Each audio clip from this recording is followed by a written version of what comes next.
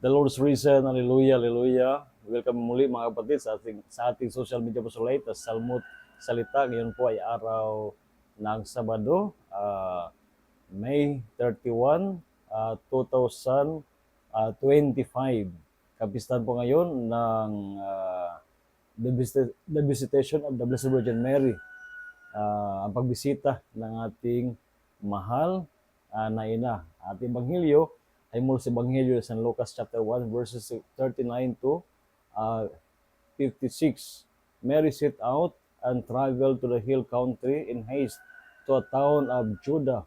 So nung malaman ni Maria na siya ay sa kanyang pagdalang tao, nang malaman niya ang patungkol sa pagbubuntis na kanyang pinsan na si Elizabeth. Si Maria ay nagmadali na pumaroon upang tulungan si Elizabeth sa kanyang pagdadalang tao.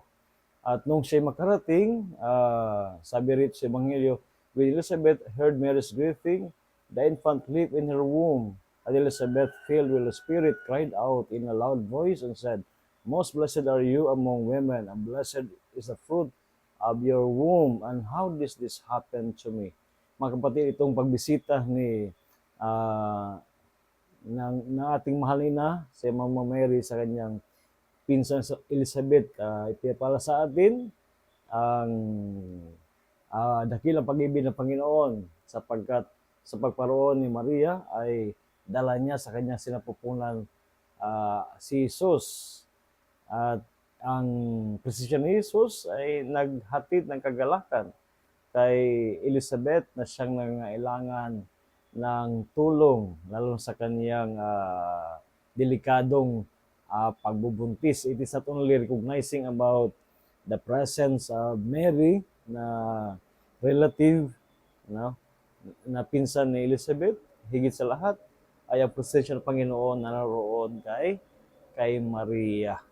Kaya sana sa buhay natin, sa ating pagkalinga, paghahatid ng isang serbisyo sa ating kapwa, ay hindi naman nakikita ang ating sarili, no? Higit sa lahat ay nakikita na mumukhaan ang presensya ng Diyos sa buhay natin. No, ito yung napakaganda sa buhay natin kasi minsan ay nagiging makasarili tayo, no? Gusto natin na tayo ang siyang napapansin, ang ating kabutihan ang siyang naranasan. Hindi dapat ganon, lalo na bilang mga alagad ng ating Panginoon. Dapat sa lahat ng ating mga ginagawang kabutihan sa pagtulong sa ating kapwa ay nahahayag ang presensya ng Panginoon sa buhay natin. Ito sa mga napakahalaga na siguruhin natin na ang bit-bit natin, ang dala natin sa tuwing tayo tumutungo sa ating kapwa sa pagtulong sa kanila ay ang Panginoon. Ang Panginoon ang siyang dapat dala natin. We have to be conscious. We have to aware of this one. And Mama Mary in the Gospel is giving us the example. No? At sana sa buhay natin ay ganoon talaga ang mangyayari na mapaligaya natin, makapagbigay tayo ng kagalakan, hindi dahil sa kabutihan na ating ipinagkakaloob.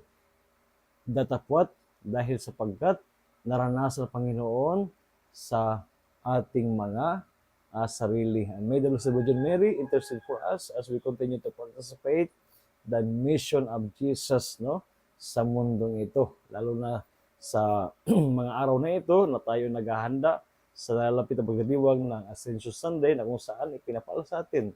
When Jesus ascended into heaven, our mission also begins, no?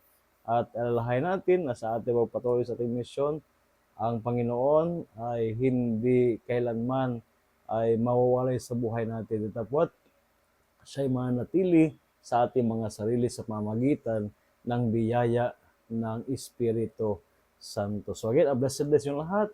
Palagi ko ng Panginoon sa araw na ito. At maraming salamat sa inyong pagiging bahagi ng ating Salmo Salita, ang ating mission sa social media. And of course, rest assured of my prayers for each one of you.